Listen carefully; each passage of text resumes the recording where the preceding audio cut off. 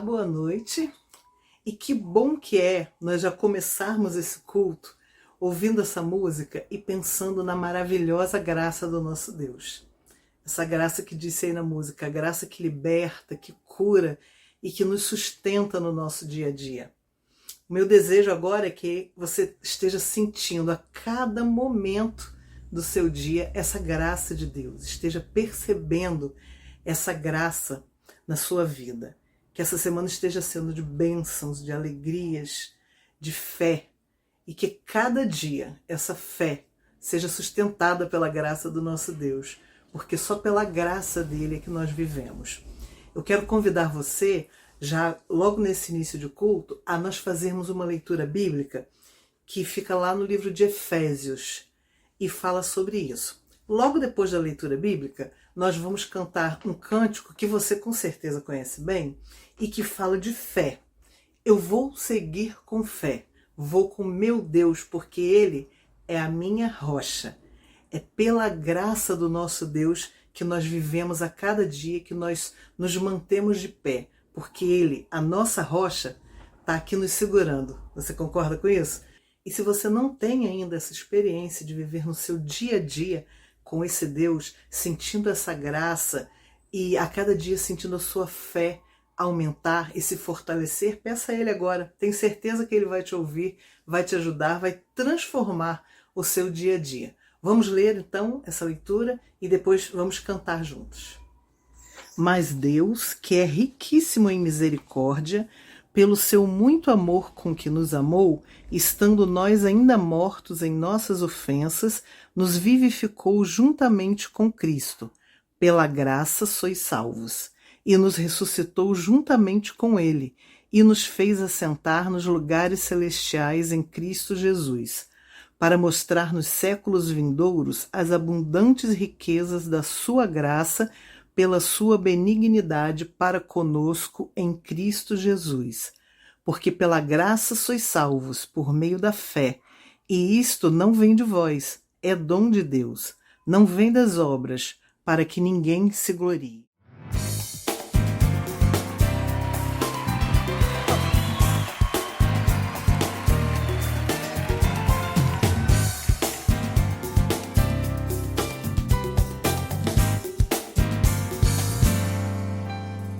Meu Deus é maior que os meus problemas, eu não temerei. Com Jesus eu vou além, ainda que a figueira não floresça, não haja frutos na videira. Eu não temerei, não, pois sei que para além das nuvens o sol não deixou de brilhar, só porque a terra escureceu. A minha vida está em Deus, eu sei que tudo posso.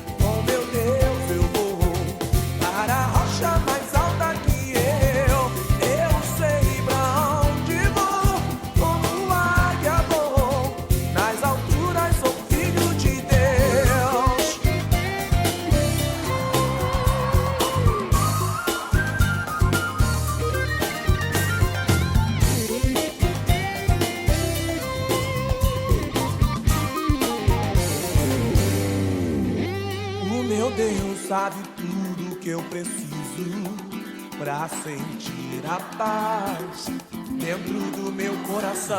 Ainda que a lua adormeça e não haja o brilho das estrelas, eu não temerei, não, pois sei que para além das nuvens o sol não deixou de brilhar, só porque a terra escureceu.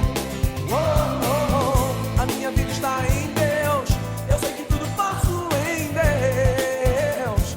É Ele quem me fortalece, eu vou seguir com fé. Com meu Deus eu vou para a rocha mais alta que eu sei pra onde vou, como águia vou, nas alturas vou.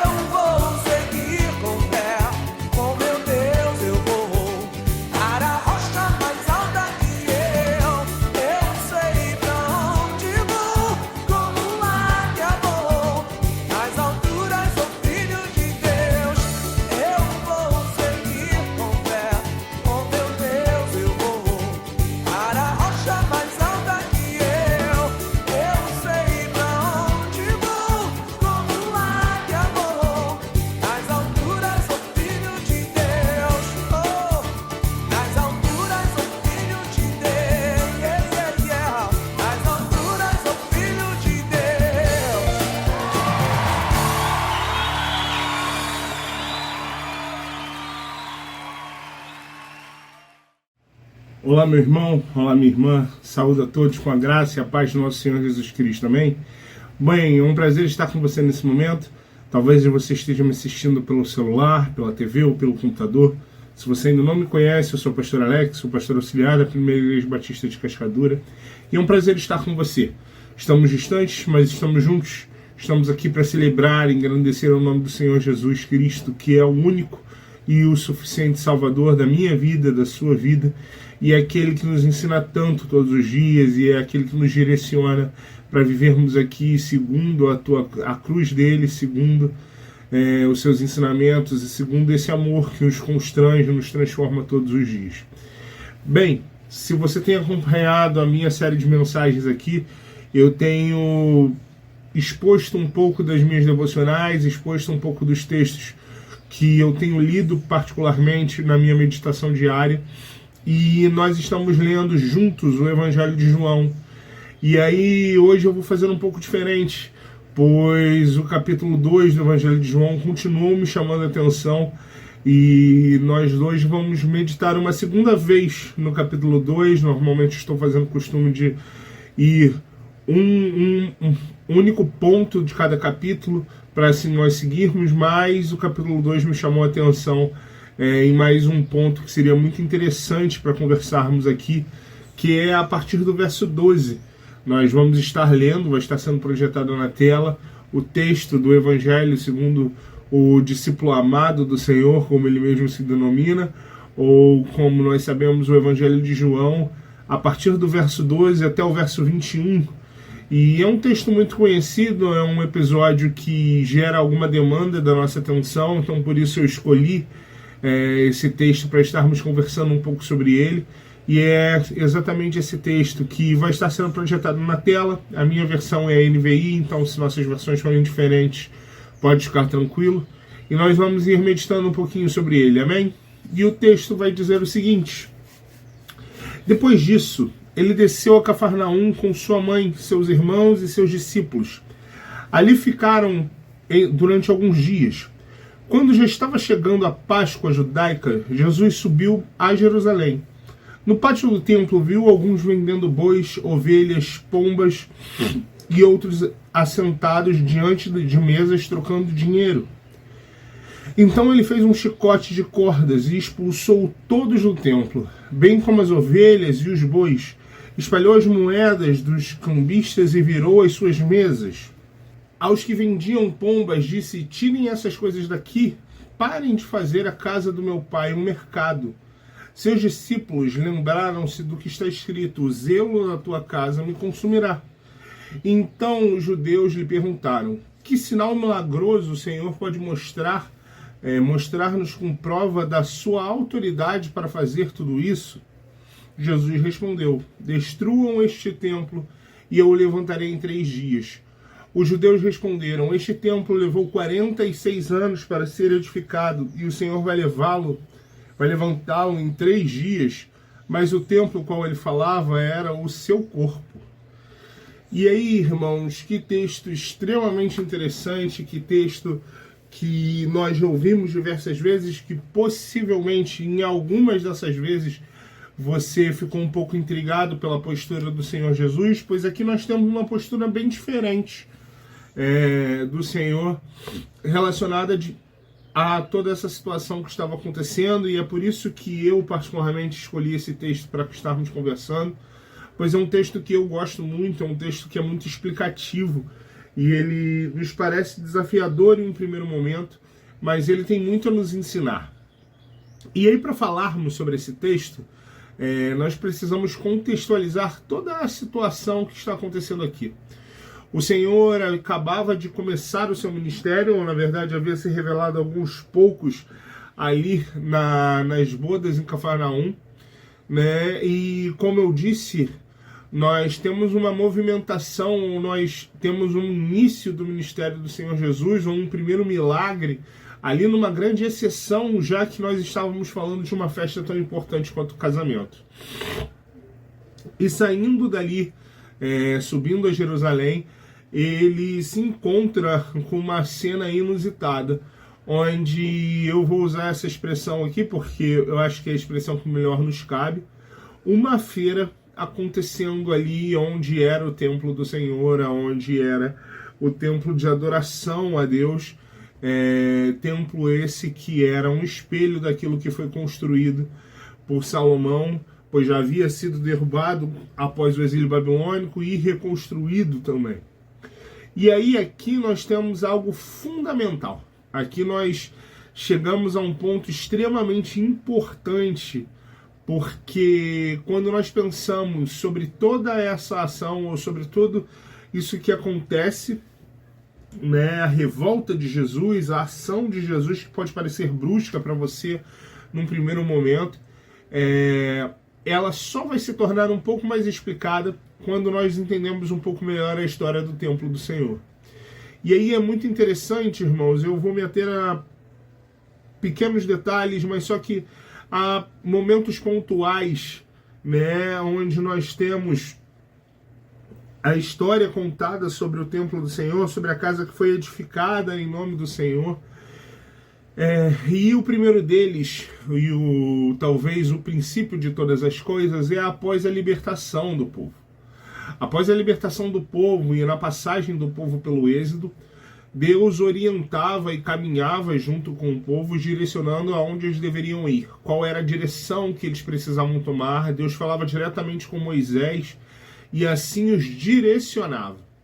O que nós sabemos naquele período, o que nós entendemos naquele período histórico, é que o povo, toda vez que se assentava e toda vez que parava em um local, montava um pequeno tabernáculo, uma pequena tenda para colocar a Arca da Aliança, e para que o povo pudesse ali entender que era o lugar onde habitava a presença de Deus, onde habitava essa presença que se manifestava falando diretamente com Moisés.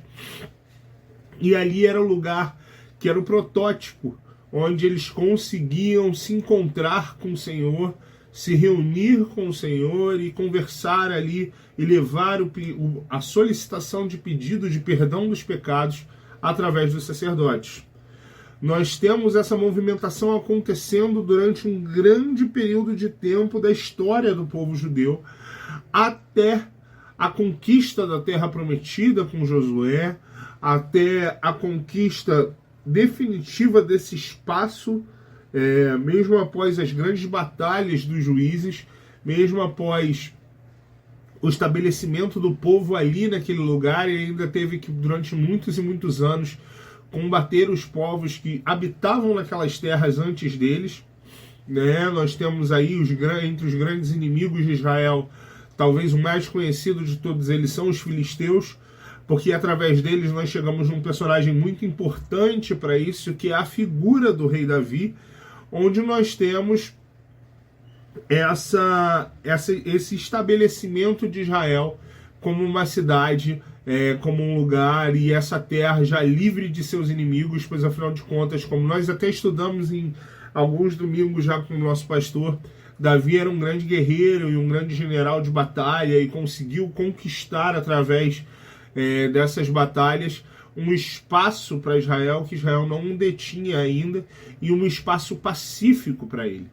E aí Davi é muito interessante, pois é através dele, o rei que é escolhido por Deus, o rei que é ungido por Deus, que pela primeira vez nós temos um incômodo da parte do povo, para a parte do povo, na verdade não, mas da parte do próprio rei, para com a habitação do Senhor, para com o lugar aonde o povo ia para adorá-lo. E aí Davi decide que ele precisava construir um templo ao Senhor, e eu acho muito interessante porque Deus, mesmo com o seu relacionamento com Davi, mesmo com todo o amor que ele expressa, ele mantém os seus princípios e declara a Davi que por conta do sangue derramado e de todo o sangue derramado pelas mãos do seu servo, ele não seria digno de construir o templo e a habitação de sua morada, que seria sua morada. E aí isso vai se dar com o seu filho Salomão, que finalmente consegue juntar recursos e consegue construir o templo e a habitação do Senhor. E aí, no texto de Crônicas, nós encontramos um dos textos mais lindos das Escrituras, que é quando nós podemos ver a própria manifestação de Deus falando com o rei, dizendo que ali, naquele lugar, todas as orações que seriam feitas seriam ouvidas. E, irmãos, isso é poderoso demais, porque nós temos pela primeira vez nas Escrituras Deus dizendo que em um local ele estaria lá. Aquele local fixo se encontrava a presença de Deus. Naquele local fixo, Deus se voltaria a ouvir as orações de seu povo e ao clamor de seu povo. E entendam que isso não quer dizer, em momento nenhum, e nunca vai dizer, que Deus se atenha somente a um lugar. Mas isso é muito além. Isso está dizendo que naquele lugar específico, Deus sempre vai estaria atento às orações que seriam feitas em nome dele. E aí muitas outras coisas acontecem. Salomão, infelizmente, por conta de seu pecado, tem o seu reino dividido após sua morte.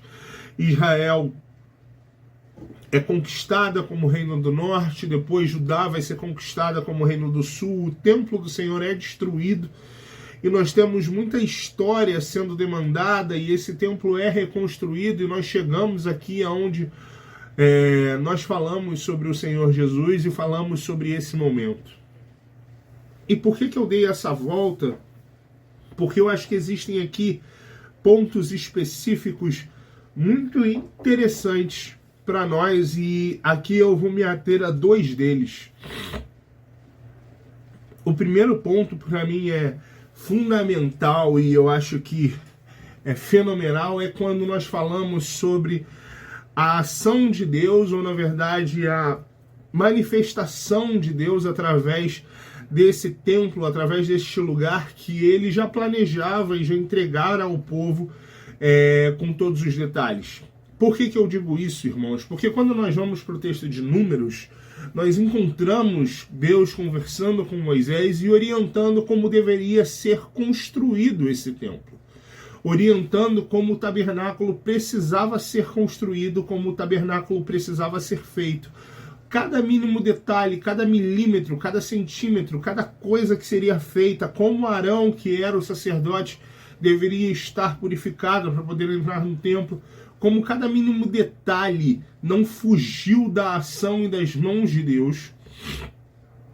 E quando nós olhamos para esse texto, quando nós olhamos para essa ação do Senhor Jesus, muitas vezes e muitas pessoas questionam o Senhor por conta da sua ação de expulsar aqueles que estavam ali diante do templo fazendo aquela feira. Pois afinal de contas, talvez muitas pessoas que estavam ali precisavam daquilo. Só que quando nós vamos para um contexto social e entendemos, na verdade, a visão geopolítica da época, nós sabemos e entendemos que o templo do Senhor é o lugar onde as pessoas se achegavam para pedir perdão pelos seus pecados. Pois, como eu disse lá com Salomão, quando Deus se encontra ou quando Deus se coloca ali presente e diz que ele será ouvido, que ele ouvirá as pessoas naquele lugar e que ele abençoará as pessoas naquele lugar, todo o seu povo no decorrer da história foi até aquele lugar para pedir perdão pelos seus pecados. E infelizmente, por conta da religiosidade que já se existia na época de Jesus e que era tão poderosa e tão podre, nós tínhamos um mercado funcionando naquele lugar. A teologia, historiadores já nos demonstram e nos permitem entender que o que acontecia, na verdade, naquele espaço era um pequeno mercado organizado pelos sacerdotes e pelos doutores da lei. Pois, afinal de contas, como os irmãos sabem, como nós vamos ver em todo o decorrer do Antigo Testamento, para que um animal fosse sacrificado ao Senhor, ele precisava não ter mácula nenhuma. Ele precisava ser imaculado, ele precisava ser perfeito. E quem dizia e determinava se aquele animal era ou não era perfeito, era o sacerdote, eram os levitas que trabalhavam na casa do Senhor. E infelizmente a gente já tem um entendimento que o que acontecia ali, aquilo que o Senhor Jesus se depara, é com um mercado onde, por exemplo, eu levava um animal com o desejo de pedir perdão ao Senhor pelas minhas falhas. E aqueles que haviam se corrompido por conta de algumas dracmas convenciam as pessoas que aqueles animais que eram trazidos de bom grado não eram perfeitos e não estavam em bom estado para sacrifício. E tinham um negócio com um dos donos de algumas dessas barracas para que aqueles animais pudessem ser vendidos num preço e esse preço ser repartido entre o sacerdote e o vendedor. E se isso não bastasse para imacular o templo do Senhor, o local escolhido para que aquela feira acontecesse seria o pior lugar possível. Pois nós sabemos que o templo do Senhor era dividido através de espaços. O lugar mais fundo do templo era conhecido como o Santo dos Santos. É onde existia o véu que separava todos os outros lugares dele. É aquele mesmo véu que rasga de cima a baixo quando o Senhor Jesus morre na cruz do Calvário pelo meu e pelo seu pecado. É aquele que representa o rasgar desse caminho que não existia, ou desse véu que nos cobria da presença de Deus e agora nos permite a chegada através do caminho vivo que é o Senhor. E atrás do véu, como eu disse, existia a presença de Deus representada pela Arca da Aliança. Mas nós tínhamos mais adiante o Santo, o lugar onde somente os levitas e alguns dos sacerdotes poderiam estar e caminhar, e esse lugar assim consecutivamente. E o último lugar do templo do Senhor, e é justamente o lugar onde aquela feira estava acontecendo, era o lugar reservado por Deus, o lugar onde Deus orienta Moisés que ele preparasse especialmente, e que Salomão vai preparar especialmente, e que na reconstrução vai ser preparado pessoalmente, para que outros povos viessem e adorassem ao Deus de Israel. Aquele espaço era o espaço que representava a missão que Deus já estava planejando, que Deus já estava mostrando ao povo que viria a acontecer. Mas aquele lugar se tornou um mercado de corrupção. Então, por isso, o Senhor, com todo o zelo, solicita que aquelas pessoas saiam dali, que aquilo seja desfeito diante dos olhos dele e dentro da casa de seu pai. E aí, irmãos, já chegando perto do final, eu acho muito interessante, e aí nós voltamos especialmente na experiência de Salomão, porque quando os judeus questionam o Senhor perguntando quem ele era ou que autoridade ele tinha para fazer o que ele havia feito, o Senhor Jesus fala sobre um plano que já estava escrito há muito tempo. Pois, como eu disse, o texto quando Deus se revela a Salomão após a construção do templo, como ele fala sobre todos os detalhes, como ele fala como aquele lugar era o lugar onde eles poderiam se encontrar, onde nós poderíamos encontrar ao Senhor.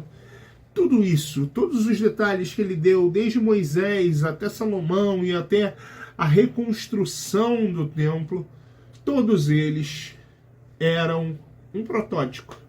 Era uma pequena maquete de Deus. Pois, como o próprio texto vai dizer, lá no verso 21, o templo o qual o Senhor falava que seria destruído e reconstruído era o seu corpo. Era o meu corpo, era o seu corpo, era o corpo do Senhor que seria derramado na cruz do Calvário em favor de mim e de você, para que eu e você pudéssemos nos tornar o templo e a habitação do seu Santo Espírito. Então, se nós podemos tirar uma grande lição, é que nós não podemos permitir que uma feira seja construída dentro do nosso coração. Nós não podemos negociar o templo e a habitação do Santo Espírito de Deus, que é o nosso corpo. Nós precisamos cuidar dele. Nós precisamos ter o zelo pela casa do Senhor nos consumindo todos os dias. Então, você que me escuta hoje, nesse momento, cuide do templo do Senhor, tenha zelo pelo templo do Senhor. E que o Senhor nos abençoe. E olha aqui de novo para lembrar a você que no próximo domingo, no dia 17 de março, vai ser a abertura da campanha de missões lá na nossa igreja. E eu vou colocar agora aqui para você o vídeo de lançamento da campanha. Eu te convido a assistir, é um vídeo que já vai nos preparando para o tema, para a divisa, para tudo que nós vamos ver, ouvir e participar nessa campanha de missões mundiais. E logo depois o hino de missões que você já deve aprender, porque domingo nós vamos cantá-lo, tá? Bonito, forte, daquele jeito que a nossa igreja gosta de cantar. Então, segue aí o vídeo de abertura e logo depois o hino oficial.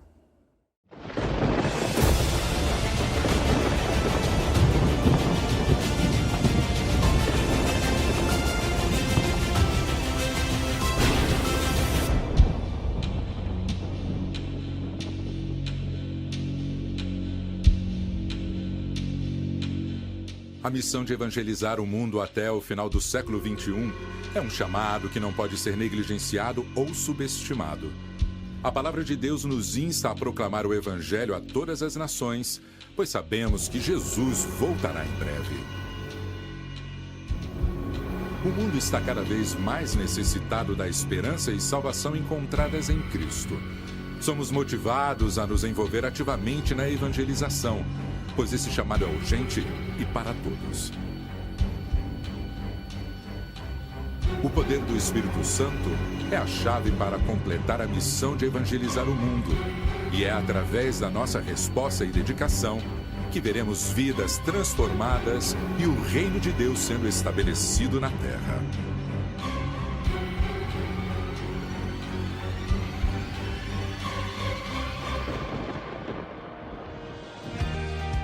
Eu sou seu auxiliador e capacitador divino.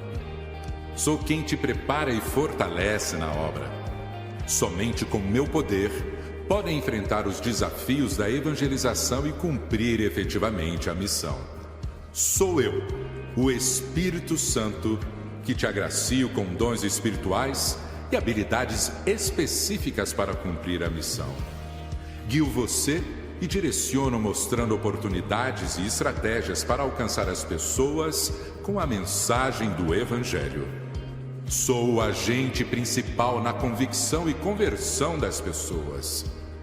Faço os olhos espirituais se abrirem e capacito a responderem o chamado do Evangelho. A obra missionária pode ser desafiadora e enfrentar oposição. Porém, eu fortaleço e encorajo a permanecerem firmes em sua fé e a perseverar mesmo diante de dificuldades. Eu concedo sabedoria e discernimento para compartilhar a mensagem de uma maneira que seja compreensível e relevante para aqueles que serão alcançados. Trabalho nos corações das pessoas, levando-as ao arrependimento, ao perdão dos pecados e a uma nova vida em Cristo. Opero de maneira poderosa e sutil, semeando a palavra de Deus nos corações das pessoas e dando frutos no momento certo. Eu te afirmo que os resultados da obra missionária realizada no poder do Espírito são duradouros e eternos. Ele está em você, o poder do Espírito. Vamos completar a missão de falar de Cristo a todas as nações. As nações clamam.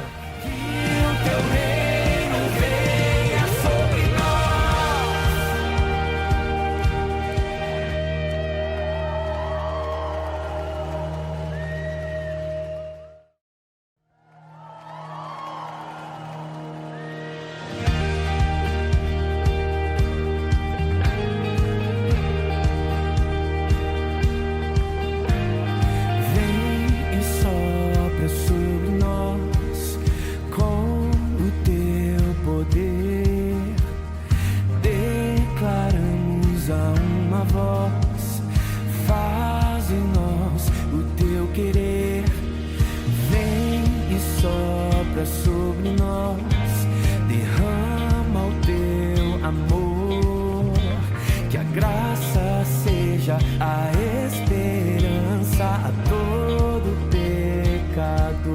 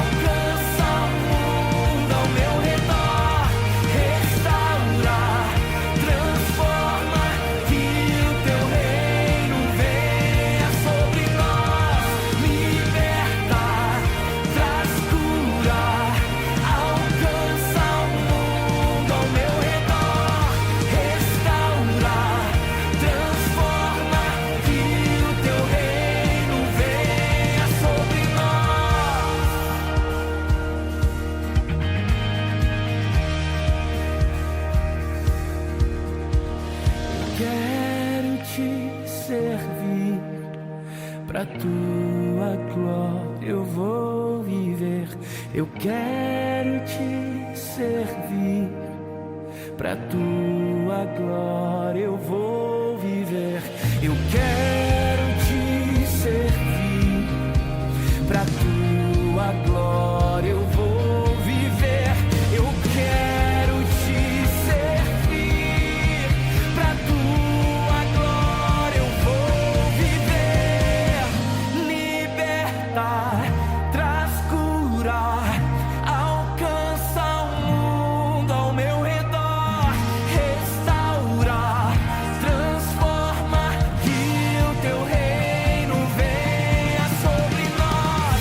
Libertar, traz cura, alcança o mundo ao meu redor. Restaura, transforma, que o teu reino venha sobre nós. Libertar, traz cura, alcança o mundo ao meu redor. Restaura, transforma, que o teu reino venha sobre nós.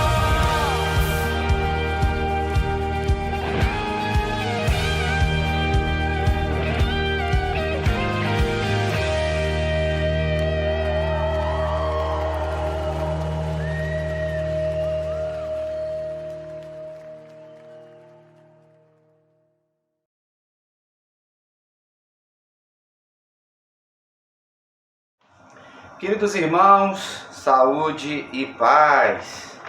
Se Deus permitiu, estamos em mais um culto do meio da semana, um culto doméstico, um culto de adoração, de louvor, de reflexão, de estudo da palavra do Senhor, na esperança de que ao chegarmos até você, você possa estar bem, que esse teu dia tenha sido abençoado. E se Deus permitiu, hoje é quarta-feira, dia 13 de março. Pela graça do Pai, a gente vive um dia de cada vez. E no louvor que vocês puderam cantar, ouvir também, fala da graça do Senhor, que é melhor do que a vida. Ela é um favor imerecido, ela nos basta. Quando a palavra de Deus diz que nos basta, é que ela é suficiente. E Deus, em toda a sua revelação para nós, Ele sempre deu tudo para mim e para você. Ele sempre supriu as nossas necessidades. E se você está me vendo, como eu sempre falo para você, Deus está te mantendo de pé. Talvez num dia difícil, num dia tranquilo, talvez numa fase extraordinária, outra mais custosa. Não importa. O que importa é que Jesus está conosco. E um texto que foi lido aqui pela Rose fala de Efésios capítulo 2, quando o apóstolo Paulo está ensinando, está doutrinando a igreja de Éfeso, e ele fazia isso muito bem. E nesse capítulo, irmãos, a partir esse capítulo 2, que é um conteúdo teológico extraordinário, ele fala que nós estávamos mortos nos nossos delitos. Diante dessa morte, significa que nós não tínhamos vida com Deus. Por mais que na nossa capacidade cognitiva, por mais que numa fé natural do ser humano, falávamos em Deus, ou as pessoas falam, mas os seus frutos são frutos de morte. Isso a gente herdou de Adão e Eva, correto? Mas ele fala que essa graça, essa ressurreição em Cristo se manifestaria para séculos vindouros. Pensando na perspectiva de quando foi escrito esse texto, né? 20 séculos passaram e a graça de Deus continua.